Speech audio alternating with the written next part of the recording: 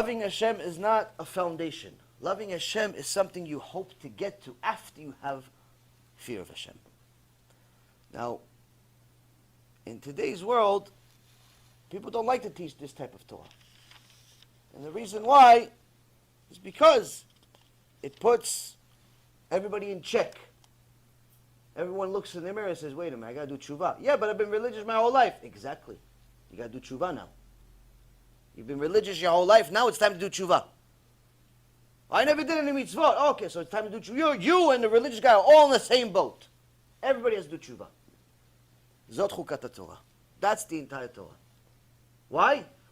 Until you've made the Torah you have not done tshuva. You have not become the full potential of you. Now, anyone that thinks that their understanding of the Torah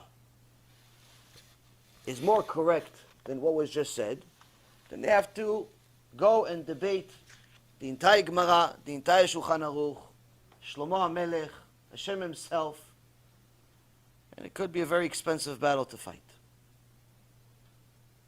Now, one of the ways that's a critical step, a critical tool for a person to use in order to get to tshuva, in order to get to the truth, is through their rabbi. And the reason why is because a good rabbi, he's going to be your vessel of truth. He's going to be your source of truth. You're going to be the vessel. He's going to be your source of truth. You're going to find out emet and sheker from him. Why? He's the one that spent his life learning, his energy learning, identifying kasher and tameh, sifting through the falsehood, and bringing you a ready-made dish. To such an extent that the Gemara in Masechet Yevamot, page 109b, says that whoever decides to rely on his own knowledge, learns Torah on himself, learns books, he has all these books and more books and books and books and books. People like to buy books today, Baruch Hashem. He has all these books, even though he only learns on his phone. And he says, listen, if I want to know something, I'll just go open a book. Or Rabbi Google. What do I need a rabbi for? This is a person that relies on his own knowledge instead of consulting with a Rav, is despised by God.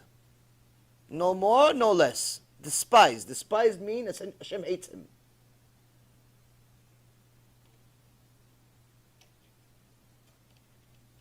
Why?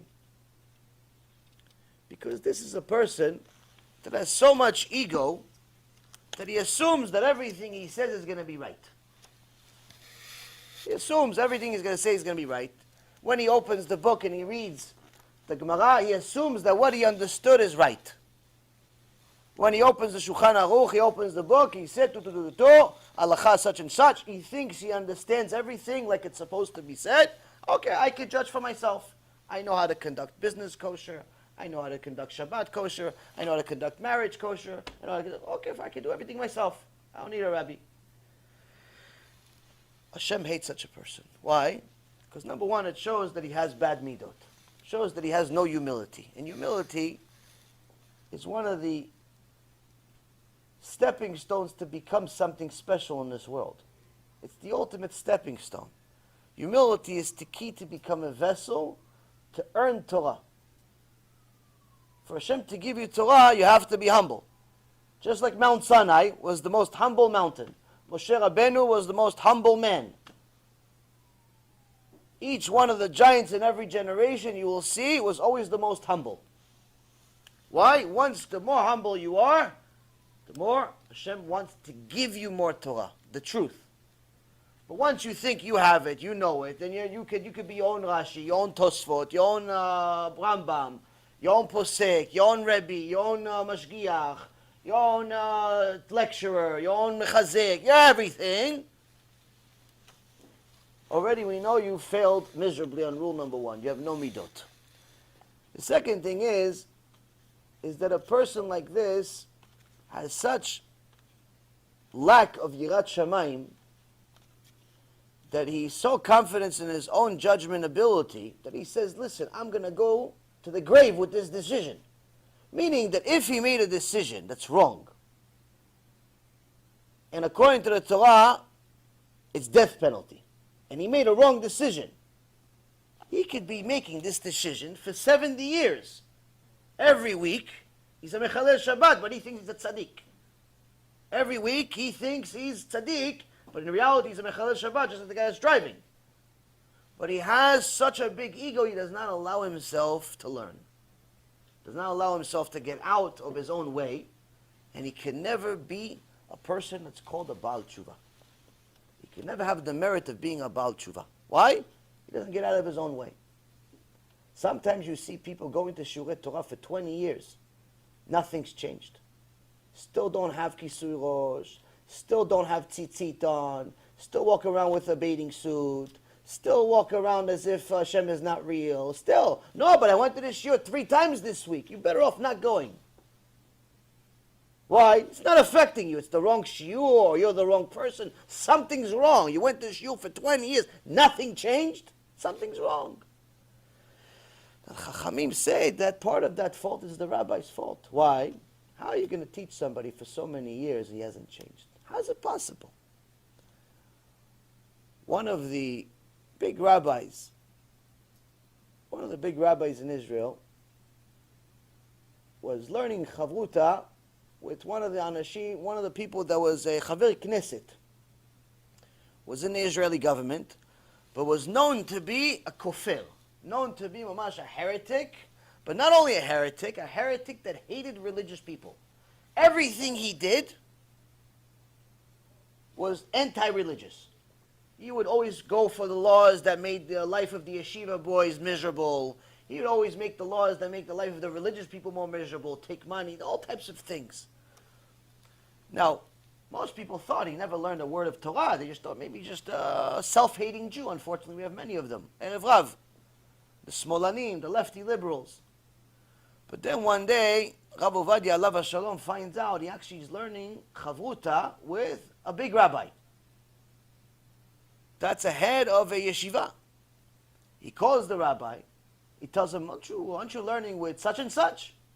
He says, yeah, sure. He goes, how long ago? Why don't you tell him that he's making the life of the yeshiva, the bachurim, the religious community miserable? Tell him to stop. No, tell him. He goes, no, we don't talk politics. We don't talk politics, Kvod Harav. What do you mean you don't learn politics? This is Torah. He's making the life of Am Yisrael miserable. What politics? It has nothing to do with politics. He goes, no, Kvod Harav. When we come, we learn. So Ovadia asked him, wait, how long are you learning with him? He thought maybe he's learning with him for like 2 weeks, or 2 months, or maybe even 6 months. So it's like, okay, so we're not comfortable with each other yet to talk politics, maybe. He's trying to slowly but surely get him in.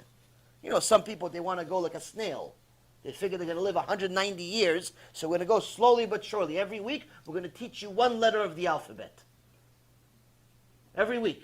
By the time you finish the alphabet, you're 190 years old. Because you have the nikud, the bet, the vet, the boo. No, it's not just the no, the vowels also. By the time you finish, you're 190 years old every week. What about Shabbat? No, we haven't gone to that yet. Yeah, but he's not, what do you think, he's Metushelach? You think he's Metushelach, he's going to live 1,000 years? What's the matter? No, le'at, little by little. What's little by little? When is he going to know how to be a Jew? So Rav Ovadia didn't know how long is he studying with this. He asked him, how long are you learning chavruta with this kofer? He goes, Kvod Harav, we're probably learning almost 20 years together. Rav Ovadia told him, you are no longer allowed to study with him ever. What? Kvod Harav, I learned 20 years, my chavruta, I teach him, my student. You're not, I'm telling you, by law, according to the Torah, you're not allowed to learn. Your Torah is poison to him. What do you mean? He's a big Talmid Chacham. How can it be? Your Torah is poison to him. Why? It's not affecting him. If you haven't affected him after a year, Forget 20 years. After a year, nothing's changed. There's already a problem. Rashi says if you haven't advanced in 5 years of learning Torah, you should move on to something else. Just learn how to be a basic level Jew. Don't bother. Why? No matter what kind of Torah are you learning. If you're teaching people in shiurim, in classes, and so on, 20 years, they're still mechalel Shabbat, it's you that's the problem, the teacher. And that's what a lot of people don't like to hear. Why? Because it talks about the person that's speaking. It's easy to talk about you guys. So now, a person needs to know that if he's going to learn Torah, it has to move him. It has to shake him. He has to take a few notes that he knows. This one, I don't even need to write it down. I'm going to write it because I want to make sure I remember it, but I don't even need to. This is already engraved in my mind. It shook me up in a shiur. Shook me up. I can't believe he said that. Every shiur should be, I can't believe he said that. I can't believe this is true. I can't believe HaShem command. Why? Because it has to shock your system to such an extent. He says, I can't believe I've been living a lie for 20, 30, 40, 50, 60, 70 years until now I found out the truth. If the entire shiur, nothing happened like that, something's wrong. Something's wrong.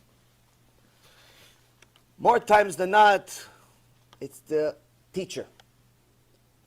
But sometimes it's the student too.